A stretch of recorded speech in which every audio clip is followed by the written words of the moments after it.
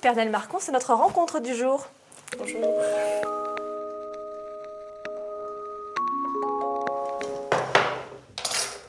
Pernelle, on va revenir sur la maladie qui l'a touchée il y a 3 ans maintenant, c'est ça? Alors raconte-nous, que s'était-il arrivé?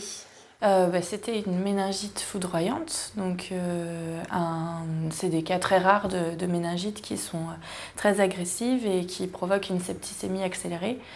Et souvent, soit c'est pas pris en charge très rapidement, c'est mortel, et puis ça provoque souvent l'amputation des 4 membres. C'était l'effondrement total, comment ça s'est passé? Forcément, il y a une phase d'effondrement, après c'est pas que d'un seul coup, on regagne le moral aussi, mais on a des phases de baisse de morale, donc c'est pas stable.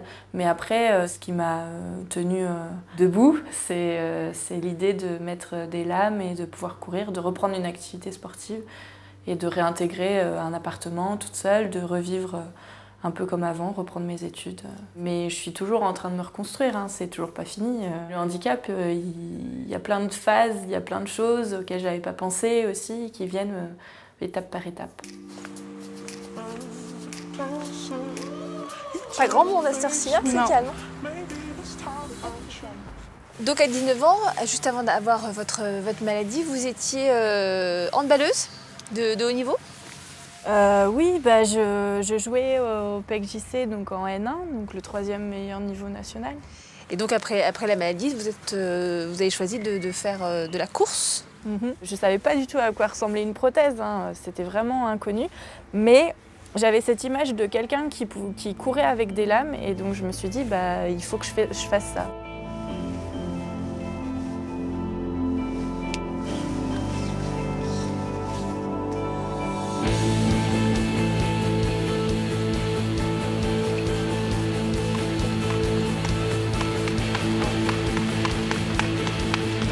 Encore.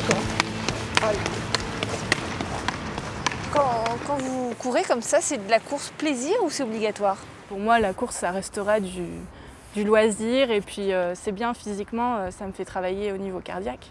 Parce qu'en plus, il faut de l'entraînement physique pour faire un autre sport que vous avez découvert, c'est le fauteuil rugby, c'est ça? Ouais, c'est un sport co, donc je retrouve le gymnase aussi, ce que j'aimais bien du hand. Et puis c'est un univers totalement différent, parce que déjà je suis en fauteuil alors que je suis très rarement en fauteuil. Et puis c'est un sport de contact, donc c'est le seul sport de handisport qui autorise les contacts. Pulsar. Où est-ce qu'on va là? On va dans les studios de Pulsar, qui est la radio universitaire de Poitiers, où on va retrouver les slameurs de Poitiers. Alors comment voulez-vous que l'on trouve le sommeil? Miss Boîte, c'est elle, gentille jeune femme, parfois bonne patte. C'est avec le cœur qu'elle s'offre et sans boiter qu'elle mène sa vie. Elle a du coffre, mais elle s'ennuie. Des mecs lui proposent d'aller en boîte, mais elle préfère retrouver les siennes bien moins étroites. Elle encaisse, rentre chez elle. Elle voudrait des vitamines, retrouver sa vie de gamine.